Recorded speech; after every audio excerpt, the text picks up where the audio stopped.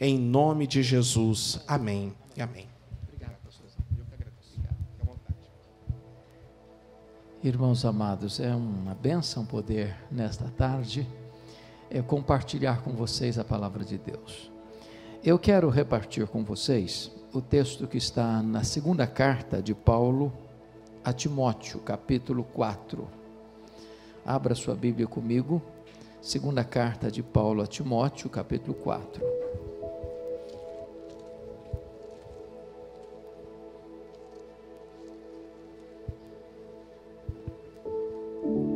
Nós vamos ler dos versos 9 ao 18. Segunda carta de Paulo a Timóteo 4, 9 a 18.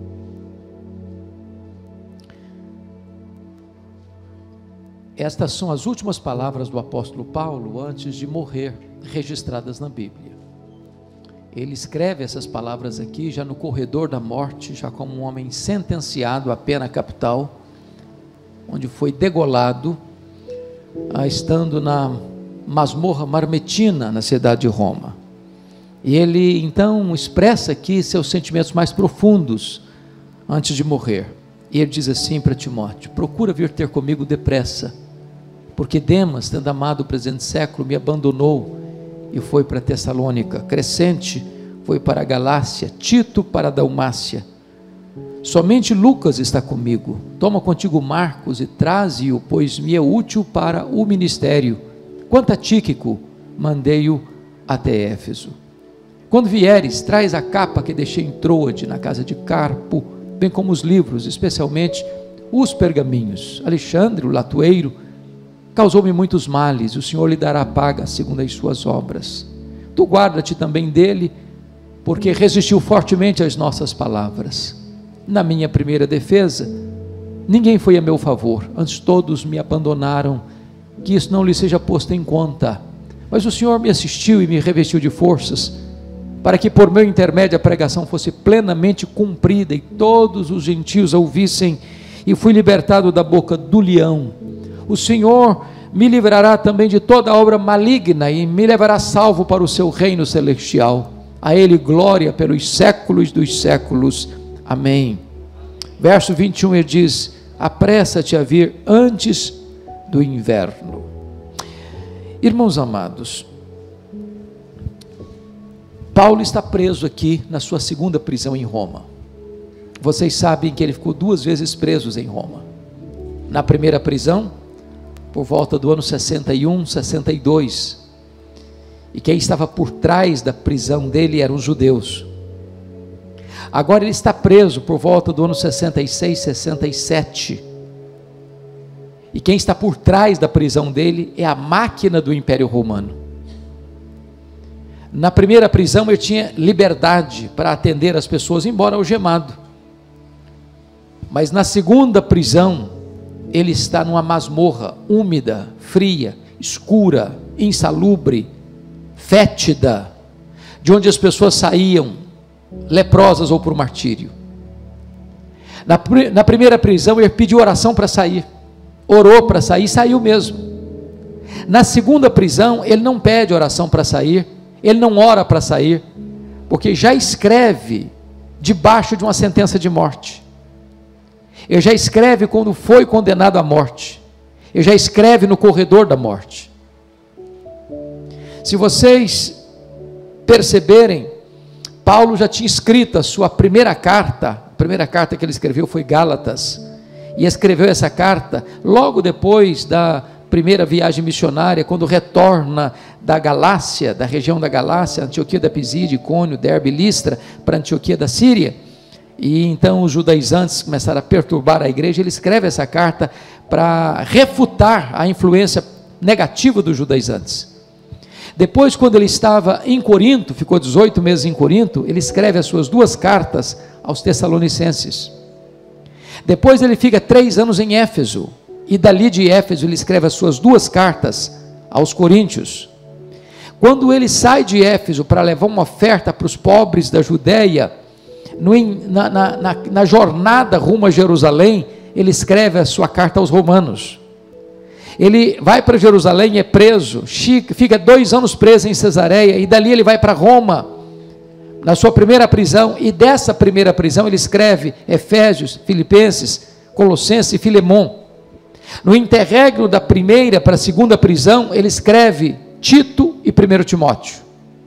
Mas agora, preso novamente, ele escreve a sua última carta, 2 Timóteo. A grande pergunta é, por que ele está preso? O que aconteceu para ele estar preso de novo? E é muito importante você entender que no dia 17 de julho do ano 64, acontece uma grande tragédia no Império Romano. A capital do Império, a maior cidade do mundo, a mais rica cidade do mundo, a mais poderosa cidade do mundo, a mais populosa cidade do mundo, Roma, com mais de 1 milhão de habitantes, foi incendiada. Mas não foi um incêndiozinho aqui, ali, acolá, não. Foi um incêndio que atinge a cidade. Foram 7 noites e 6 dias de incêndio. Eu fico pensando que nós não temos nada na história paralelo a isso. Eu morava nos Estados Unidos no ano 2001, quando aquelas 2 torres gêmeas foram atacadas, no dia 11 de setembro de 2001. E quando aquelas 2 torres viraram uma bola de fogo e entraram em colapso. O mundo inteiro viu isso. Agora, recentemente, no Rio de Janeiro, um museu virou uma bola de fogo e virou cinza. Agora, você imagina o que é uma cidade de mais de 1 milhão de habitantes? É quase, estou falando quase de uma grande Vitória, toda queimando, toda ardendo em chamas. E o incendiário é o próprio imperador, um homem louco, um homem violento, um homem devasso, que se veste de ator e sobe para o alto da torre de Mecenas e de lá de cima assiste o espetáculo das chamas.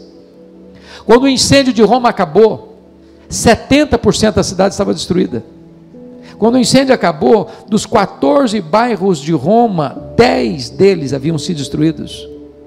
Os 4 bairros restantes, densamente povoados por judeus e cristãos, dão a Nero um álibi para botar a culpa do incêndio de Roma nos crentes. Começa um massacre contra a igreja. Para vocês terem uma ideia, faltou madeira para fazer cruz, tamanha quantidade de crentes que foram crucificados. Quando não tinha mais madeira para fazer cruz, os crentes eram amarrados nos postes, cobertos de piche, queimados vivos, para iluminar as noites de Roma, um verdadeiro banho de sangue.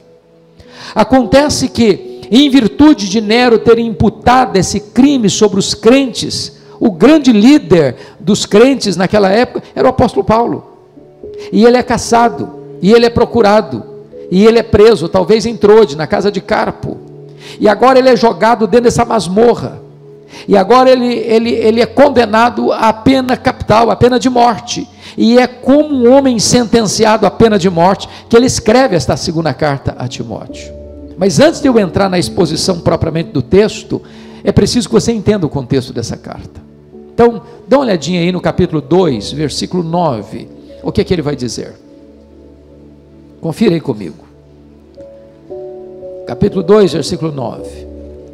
Ele diz assim: pelo Evangelho eu estou sofrendo até algemas, como malfeitor, contudo a palavra de Deus não está algemada. Note você que ele está preso como um malfeitor, como um bandido. Quando ele foi preso a primeira vez, ele foi preso como um apóstolo, como um pregador do Evangelho. Agora ele está preso com uma outra característica, um outro viés. Agora pesa sobre ele a imputação de um crime horrendo, ser o líder dos incendiários de Roma. Pense comigo nos fake news da época, circulando. Lembra daquele Paulo? Aquele pregador, aquele apóstolo? Pois é, está preso, é um bandido. Lembra dele? Aquele que passava pregando, orando pelos enfermos? Pois é, aquele cara é um malfeitor. Lembra daquele homem que plantava igreja? Pois é, aquele camarada lá que todo mundo falava dele? Pois é, aquele lá é o líder dos incendiários de Roma. Olha a desconstrução do nome dele. Olha o ataque frontal à honra dele. Qual foi o reflexo disso? Olha comigo aí capítulo 1, versículo 15. Ele diz assim: você está ciente, Timóteo, que todos os da Ásia me abandonaram. Mas quem são esses da Ásia aqui? São seus filhos na fé, são crentes, são os membros das igrejas da Ásia. igrejas que ele plantou enquanto estava em Éfeso, Esmirna, Pérgamo, Tiatira, Sardes, Filadélfia, Laodiceia, Colossos, Hierápolis. Gente que o conhecia, gente que sabia quem era ele, gente que sabia que ele não era um bandido, mas quando soube que Paulo estava preso e que o Império Romano estava por trás dessa prisão, ninguém queria saber de ser amigo de Paulo, de ser ovelha de Paulo, de se relacionar com Paulo. Todos o abandonaram. Olha o estrago emocional que isso produz na alma de um homem. Mas olha mais, capítulo 1, versículo 8, ele diz assim para Timóteo: Timóteo, não te envergonhes, portanto, do testemunho de nosso Senhor, nem do seu encarcerado que sou eu. Ô irmão, sabe o que está acontecendo aqui? Timóteo era o mais íntimo amigo de Paulo, era seu filho na fé, era o mais próximo colaborador de Paulo. Timóteo está cheio de dedos, Timóteo está cheio de acanhamentos, ele está com vergonha de Paulo, ele não tem coragem, diz, não, eu conheço esse homem, não, eu sou amigo desse homem, não, esse homem é meu pai na fé, não, esse homem é aquele que me ajudou a crescer no conhecimento e na graça. Ele está com vergonha de Paulo. Mas tem mais. Vocês todos sabem que até hoje se estuda o direito romano nas universidades de direito, em qualquer lugar do mundo se estuda o direito romano até hoje. Pois bem, mesmo Paulo sendo acusado de líder dos incendiários de Roma, ele tinha direito de defesa.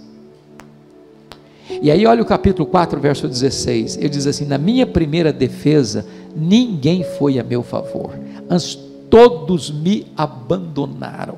Sabe o que significa isso, irmãos? Quando Paulo vai para aquela audiência, ele vai na seguinte expectativa: vai ter muita gente lá para me defender. Eles me conhecem, sabe quem eu sou, sabe que eu não sou um bandido, sabe que eu não sou incendiário, sabe que eu não sou um malfeitor. Então, quando eu chegar lá, vai ter tanta gente lá para dizer quem eu sou de fato, que eu posso ficar tranquilo. Quando ele chega, não aparece ninguém, mas não apareceu ninguém na audiência porque o trânsito estava complicado, não é porque o trânsito estava engarrafado, não é porque tinha outro compromisso também, não. Todos me abandonaram, deliberadamente as pessoas largaram Paulo à sua própria sorte. Já pensou o que é isso? Sabe o que aconteceu nessa audiência? Nessa primeira defesa? Ele sai dali condenado à pena capital, à pena de morte. É o que ele diz no capítulo 4, verso 6, confira aí.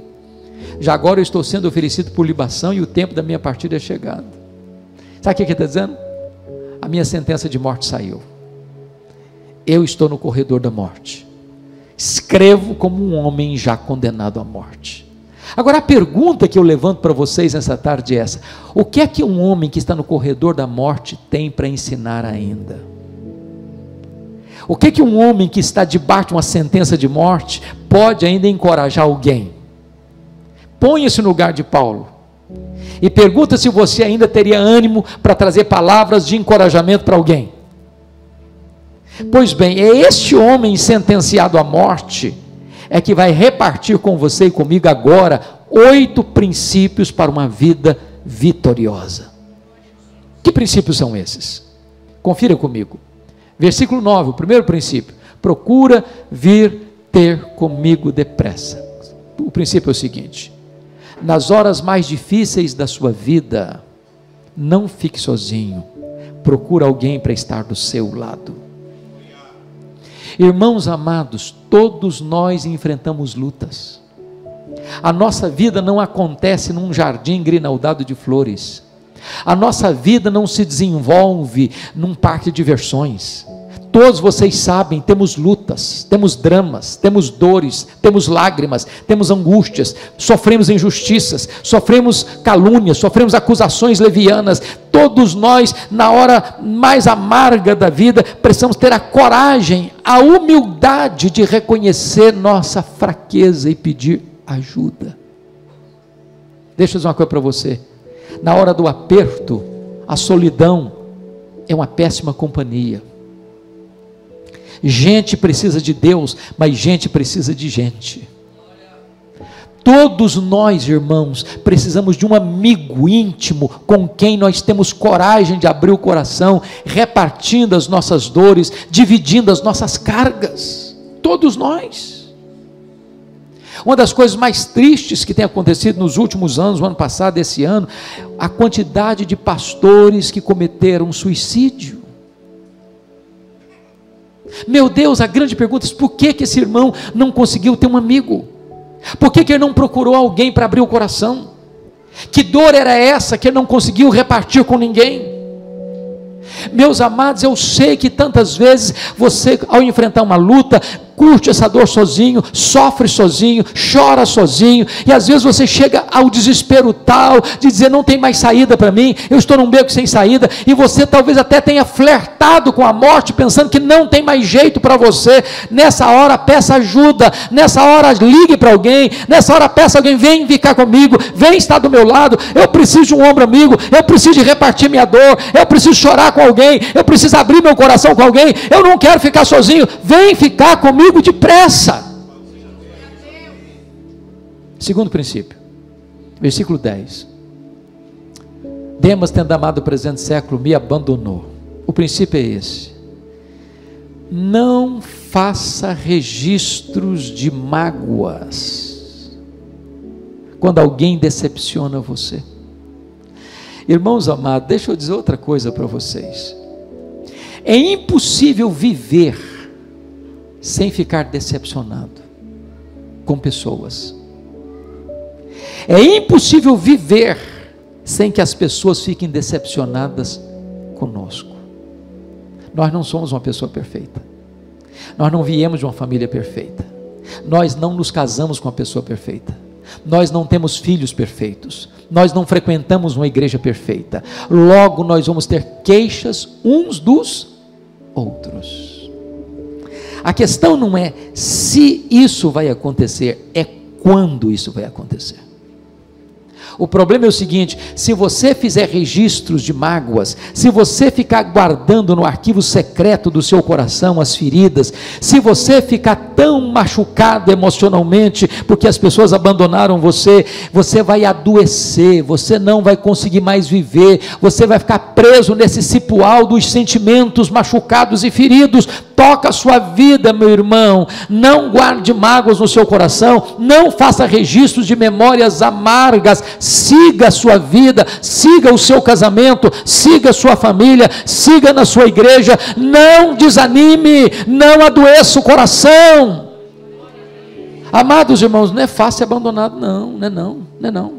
Nem pelo namorado, nem pela namorada, nem pelo noivo, nem pela noiva, nem pelo marido, nem pela esposa, nem pelo pai, nem pela mãe, nem pelo filho, nem pela filha, nem pelo irmão, nem pelo amigo, nem pelo colega da escola, nem pelo colega do trabalho, nem pelo sócio da empresa, nem pelos membros da igreja. Mas se isso acontecer, levante a cabeça. Levante a cabeça. O salmista diz: ainda que meu pai e minha mãe me abandonem, o Senhor me acolherá.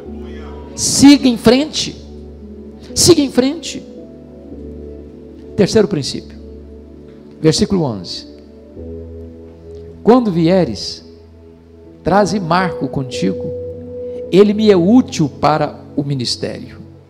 O princípio aí é o seguinte: aprenda a reconhecer seu erro e pedir perdão e perdoar as pessoas que falharam com você. Para você entender esse versículo 11, você precisa entender mais dois versículos da Bíblia. O primeiro deles, Atos 13:13. Esse Marcos aí é o mesmo João Marcos, primo de Barnabé, que foi auxiliar dos dois missionários quando eles saíram de Antioquia, na primeira viagem missionária. Está escrito em Atos 13:13 que esse jovem Marcos abandonou Paulo e Barnabé lá em Perge da Panfilha e voltou para a casa da mãe dele em Jerusalém. A pergunta é: por que ele voltou? A Bíblia não responde, mas há três possibilidades muito fortes. Primeira possibilidade: ele era muito jovem. Quando ele sai com os dois missionários, ele pensou que missões fosse turismo. Quando ele percebeu que não era turismo, ele ficou decepcionado. Não, eu esperava outra coisa, eu vou voltar para a casa da minha mãe. Segunda possibilidade, quando ele sai de Antioquia, o líder da caravana era Barnabé, seu primo. Lá em Pafos, muda o comando, agora quem é o líder é Paulo. Aí ele deve ter pensado assim, sob a liderança do meu primo, eu tinha coragem de ir, mas na liderança do outro eu não vou não. Terceira possibilidade, eu acredito nessa terceira. Está escrito em Gálatas capítulo 4, versos 13 a 16, 17, que Paulo pregou o evangelho pela primeira vez na Galácia, ou seja, Antioquia da Pisídia, Icônio, Derbe e Listra, por causa de uma enfermidade física. Que enfermidade física era essa? Que o próprio Paulo chama de um espinho na carne, mensageiro de Satanás, para lhes bofetear, a fim de que ele não se ensoberbecesse. Então agora a notinha de rodapé. O espinho na carne de Paulo veio de Deus ou veio do diabo? E a resposta clara, insofismável é: veio de Deus, claro. Por que eu sei? Por causa do propósito, para que ele não se ensoberbecesse. Você tem dúvida que o diabo faz tudo para você ser soberbo? O diabo fica plantando soberba no seu coração todo dia, achando que você é igual um pavão, nariz empinado. Deixa eu dizer uma coisa para você: quanto mais você andar com Deus, mais humilde você será. Eu fui criado na roça, me orgulho disso. Quem tem experiência com roça, pensa numa plantação de milho. Não estou falando daquelas grandes plantações não, aqui do nosso estado, que é tudo na munheca, assim no braço, quebra milho. Já quebrou milho alguma vez? É um negócio complicado. Sabe qual a diferença entre uma espiga boa, granada, graúda, e um restolho, que só tem palha e sabugo? Quando a espiga está na hora de colher, seca, todo milho faz isso, a espiga se dobra, ela se dobra. O restolho, que só tem palha e sabugo, fica empinadinho, não dobra de jeito nenhum, de jeito nenhum. Quando você vê uma pessoa muito empinadinha assim, pode saber de uma coisa, é restolho, só tem palha e sabugo, só palha e sabugo. É lata vazia que faz barulho, irmão. Então preste atenção nisso, preste atenção nisso. O diabo tem todo empenho que você seja soberbo. Agora, você pode fazer outra pergunta. Bom, se o espinho na carne veio de Deus, então como é que Satanás esbofeteava a cara de Paulo com esse espinho? Porque isso é o papel do diabo. O diabo pega a providência carrancuda e bate na sua cara com ele, dizendo: está vendo aí, ó? Você não é filho de Deus? Você não ama Deus? Você não serve a Deus? Está aí doente. Você não serve a Deus? Está passando essa magrela aí. Se Deus gostasse de você mesmo, você não está passando por isso. O diabo é especialista em querer colocar você contra Deus, dizer para você que se você é crente, você nunca vai ter problema. Se você é crente, você nunca vai ficar desempregado. Se você é crente, você nunca vai ter problema de saúde. Não, irmão, Jesus nunca prometeu isso para nós. O que prometeu para nós é estar conosco todos os dias até a consumação dos séculos. Dizem os historiadores que esse local onde João Marcos deixou Paulo, perto da Panfilha, era um lugar alagadiço, pantanoso, com uma forte incidência de malária. Então, muito provavelmente, Paulo pegou uma malária aqui, perto da Panfilha, que dava uma dor de cabeça alucinante, que afetava a visão, inclusive. E Paulo, quando chega na Galácia, os crentes queriam dar os olhos para ele. Então, o jovem João Marcos deve ter pensado assim: bom, estou muito jovem para ficar doente, você quer saber de uma coisa? Eu vou voltar para a casa da minha mãe. Bom, esse é o primeiro texto que você tem que entender. O segundo texto, para você entender o versículo 11 que nós lemos, é Atos 15, 36 a 41. Quando eles voltaram da viagem missionária, teve o concílio de Jerusalém, e aí Atos 15, 36 diz que Paulo chegou para Barnabé e disse assim: Barnabé, vamos voltar para a segunda viagem missionária, vamos visitar aquelas igrejas que nós plantamos, vamos fortalecer aqueles irmãos na fé, vamos abrir mais um pouco o horizonte do evangelho. Aí o Barnabé diz assim: vamos, Paulo, só um detalhe, lembra do meu primo? Aquele que nos abandonou? Pois é, o Marcos quer voltar com a gente. Aí Paulo respondeu assim: eu não acho justo levarmos aquele que nos abandonou desde perto da Panfilha. É claro que o texto está assim numa linguagem muito educada, muito polida, mas eu acho que o papo não foi polido assim não. Pode ter certeza. O Paulo chegou ao Barnabé, e aí Barnabé, vamos Barnabé, vamos? Vamos Paulo, vamos, claro. Agora tem um detalhe, o meu primo quer voltar com a gente. Paulo fechou a cara. Fechou a cara. Você está de brincadeira comigo, né Barnabé? Falei, é verdade Paulo, ele quer voltar com a gente. Ô Barnabé, comigo esse rapaz não vai. Não Paulo, que isso? Ele é jovem, ele aprende, ele amadurece. Comigo ele não vai Barnabé. Não Paulo, mas você está sendo intolerante, vamos dar uma chance para o rapaz. Comigo ele não vai Barnabé. Diz a Bíblia que houve tal desavença entre eles, não puderam caminhar juntos mais, por causa desse rapaz, do Marcos. Aí o Barnabé investiu no Marcos, levou para Chipre, Paulo pegou o Silas, foi para outra região. Aí Paulo passou por tantas lutas, foi açoitado, foi preso, foi escorraçado, foi chamado de tagarela, foi chamado de impostor, enfrentou feras, foi preso, etc e tal. Agora Paulo está no corredor da morte. Esse Marcos foi discipulado por Barnabé, mais tarde Pedro o apanhou, o discipulou, ele foi uma bênção, cresceu, amadureceu, escreveu o primeiro evangelho a ser escrito, foi Marcos. Agora Paulo está lá no corredor da morte, fazendo um levantamento, puxando os arquivos, fazendo uma repaginada na alma, lembrando as coisas do passado, tirando as fuligens do coração. João Marcos brotou na mente dele. Gente, lá atrás, eu não fui legal. Fui rude, fui duro. Aí o Paulo escreve para Timóteo assim: Timóteo, filho, quando você vier, traz o Marcos, traz, ele é útil para mim e para o ministério. Sabe o que Paulo está ensinando a gente aqui, irmãos? Você nunca é tão grande como quando você é humilde. Sabe o que Paulo está nos ensinando aqui? Nós temos que ter coragem para reconhecer o nosso erro e pedir perdão. Sabe o que Paulo está dizendo aqui para nós? Não siga em frente, deixando gente ferida pelo seu caminho. Sabe o que Paulo está ensinando a gente aqui? Resolva construir pontes onde um dia você cavou abismos nos relacionamentos. Resolva restaurar relacionamentos quebrados. Resolva pedir perdão. Resolva perdoar. Quarto princípio, versículo 13. Quando você vier, meu filho, traz a capa que deixei em Trode, na casa de Carpo, bem como os livros, especialmente os pergaminhos. O princípio é esse: por pior que seja a circunstância que você esteja vivendo, nunca se aparte da palavra de Deus. Irmãos, Paulo está vivendo um drama, uma acusação falsa de um crime grave. Ele é inocente.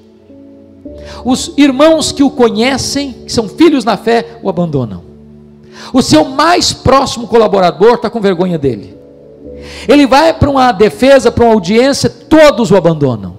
Ele sai de lá condenado à morte.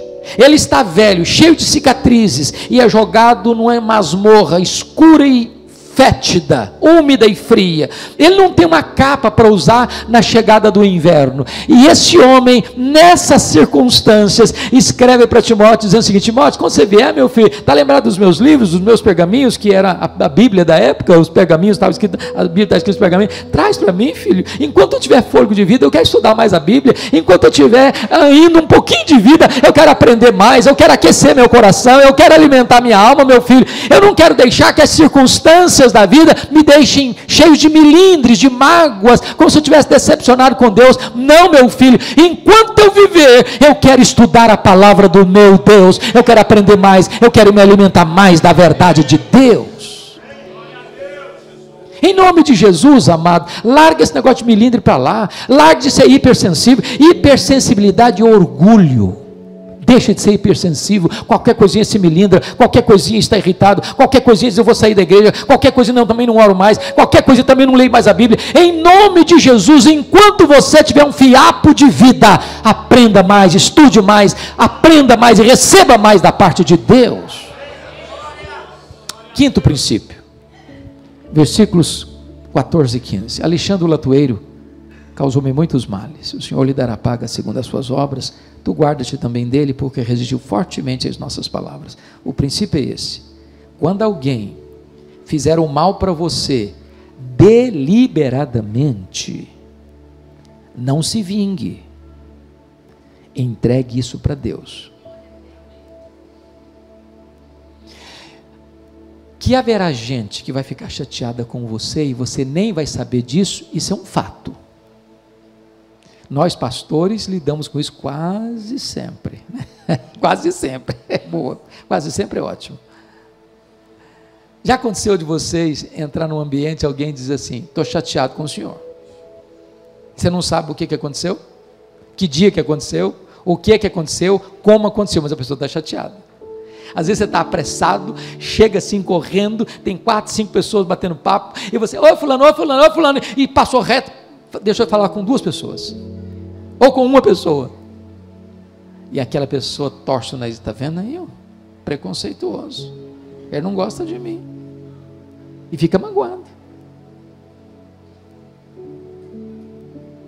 Agora é diferente, quando alguém maquina o mal contra você, quando alguém planeja o mal contra você, quando alguém fica matutando o mal, diz, eu vou fazer, puxa o tapete, apunhala pelas costas, ri quando você cai, chora quando você se levanta.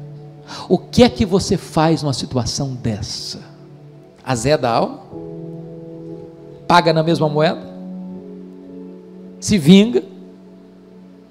Ou talvez nós crentes não somos fazer isso, né, gente? Mas tem crente que faz assim, olha, eu não vou fazer não, mas ele vai encontrar alguém que um dia vai fazer com ele, e no dia que acontece, você fica batendo palmo lá no coração para ninguém ver, sua hora chegou, a minha vitória tem sabor de mel, é negócio complicado, hein, esse negócio de vitória com sabor de mel é complicado, hein. Meu irmão, o seu papel não é se vingar, seu papel é perdoar. O seu papel não é dar o troco, o seu papel é pagar o mal com o bem. Você não sabe fazer, eu não sei fazer isso, entrega para Deus. A mim me pertence a vingança, diz o Senhor, eu retribuirei. Os historiadores dizem que foi esse Alexandre, o latueiro, quem delatou o apóstolo Paulo, culminando na sua segunda prisão e no seu consequente martírio. Entrega para Deus. Deus sabe fazer, você não. Sexto princípio, versículos 16 e 17.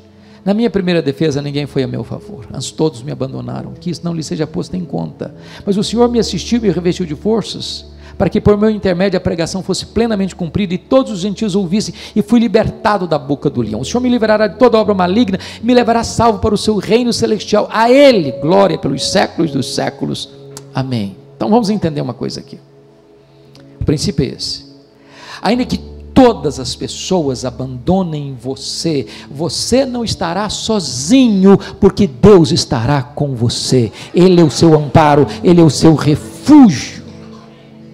Quando Paulo foi para essa audiência, ele tinha uma expectativa humana. Qual a expectativa? De encontrar nos seus irmãos apoio. Irmãos, é uma expectativa natural. Você espera dos seus irmãos que conhecem você, que sabem quem é você, na hora do seu aperto, que estejam do seu lado, que lhe estenda a mão, que saia em sua defesa.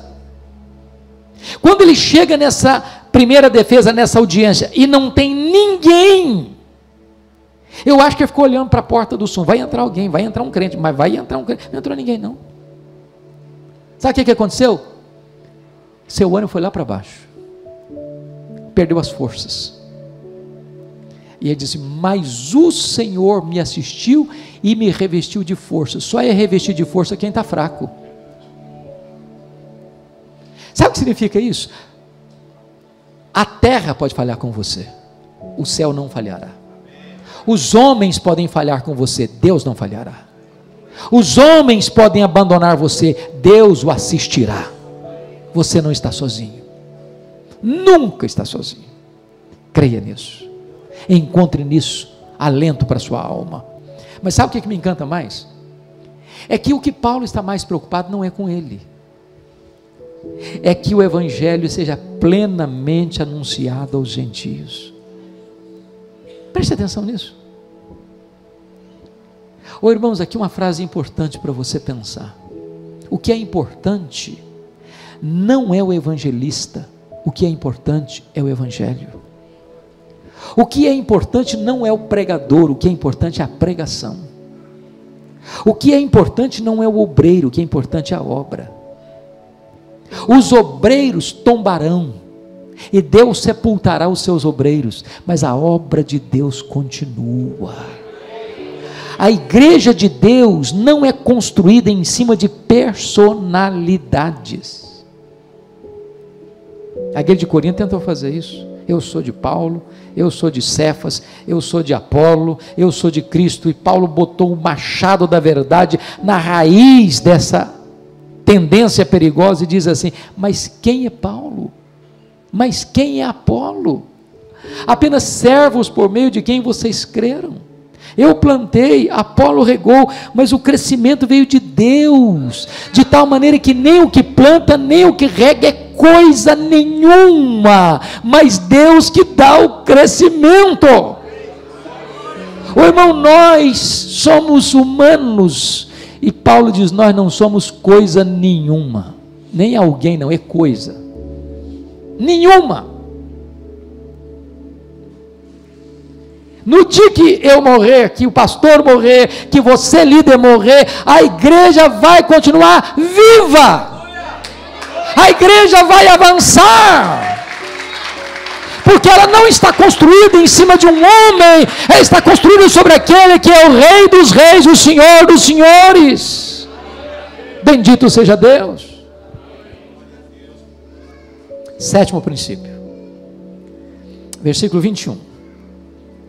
Procura vir ter comigo antes do inverno. Eu já tinha dito no verso 9, venha ter comigo depressa. Agora ele detalha, venha antes do inverno. Para você entender esse versículo, você tem que entender um outro texto, Atos 27. Você se lembra que quando Paulo foi preso e opta por ser julgado em Roma, e viaja para Roma, lá em Atos 27, versículo 9, Paulo diz para o comandante do navio assim: não é seguro viajarmos. Estava chegando os 3 meses do inverno rigoroso, não se navegava com segurança. Aí o comandante disse assim: vamos viajar. Fez uma enquetezinha interna lá, vamos viajar. Não escutou Paulo. Aí enfrentaram um naufrágio. Aí a carga de trigo do navio teve que ter se jogado fora.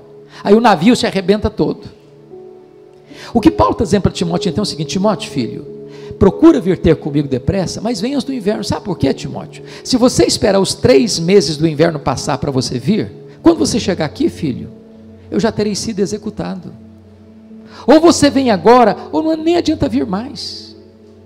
Se você quer vir estar comigo, se você quer me dar um abraço, se você quer me ajudar, se você me quer fazer companhia, se você quer ser uma bênção na minha vida, então, meu filho, você tem que vir já, agora, porque depois não tem mais oportunidade.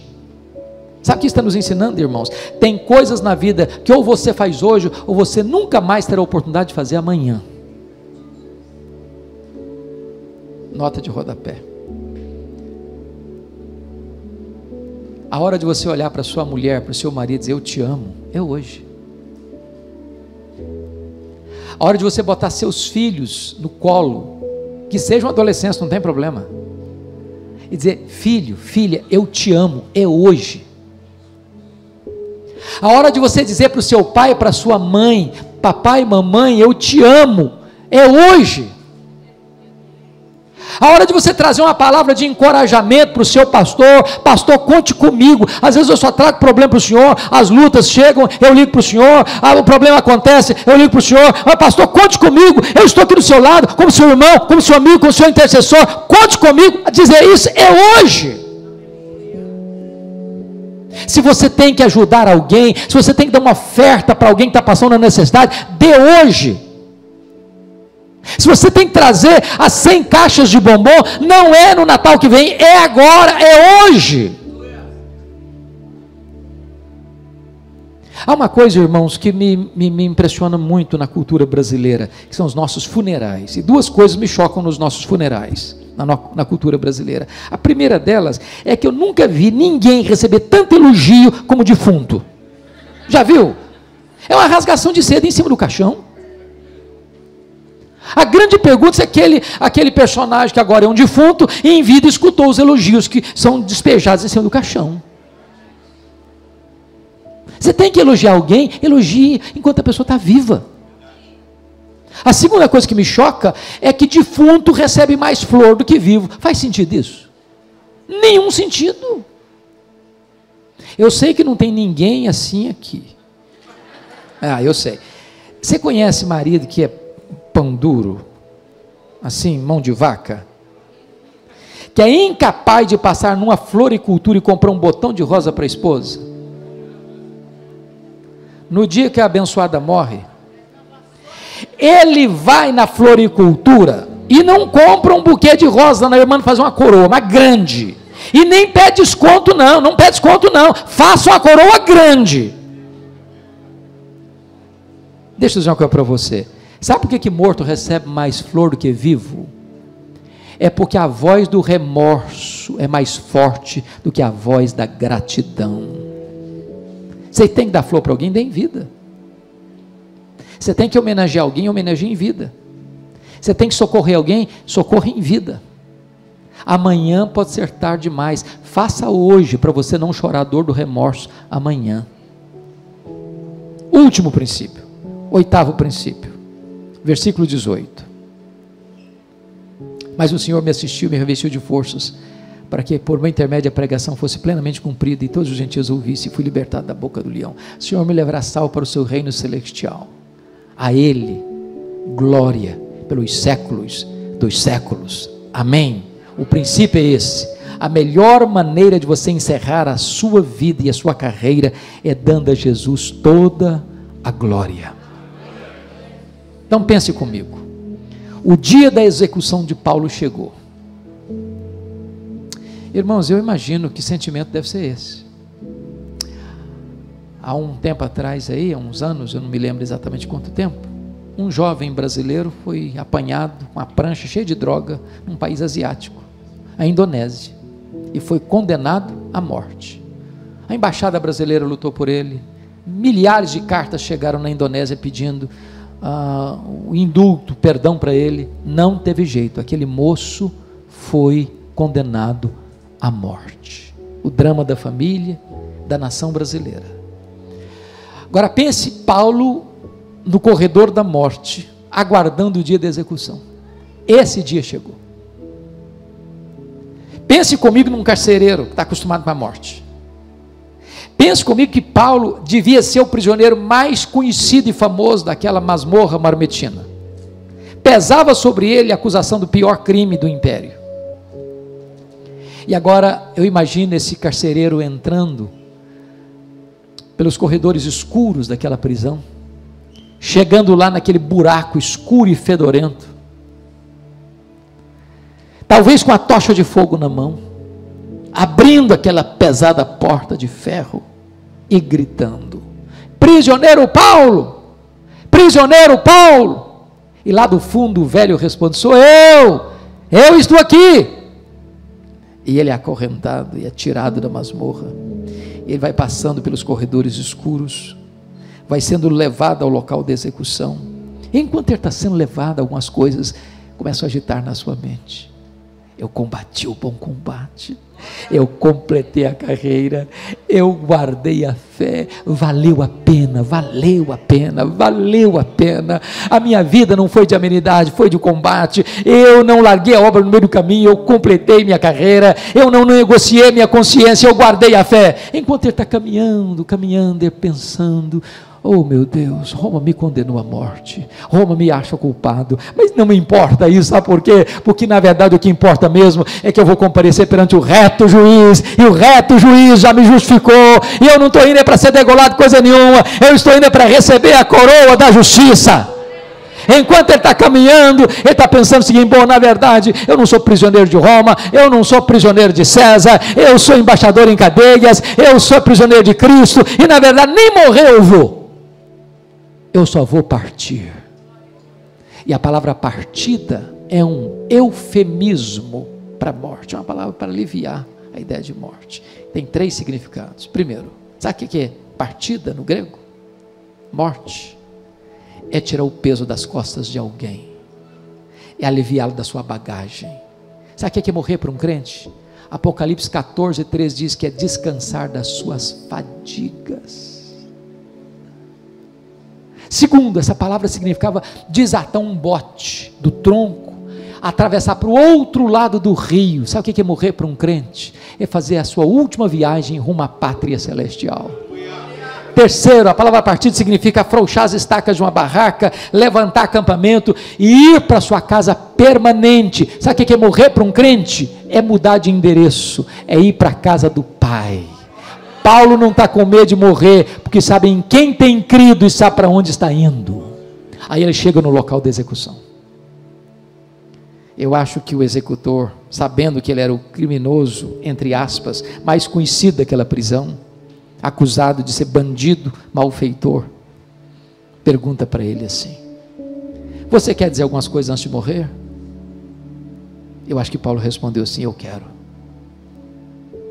Pensando que ele fosse expor sua mágoa, sua dor, a sua revolta, pela injustiça que estava sofrendo, o velho apóstolo levanta os olhos aos céus e diz: a Ele, ao Senhor Jesus, glória pelos séculos dos séculos, amém. Botou a cabeça no cepo, a espada de Roma tosou-lhe a cabeça para um lado, corpo para o outro, tombou na terra como um mártir, foi recebido no céu como um príncipe. É este homem, irmãos amados,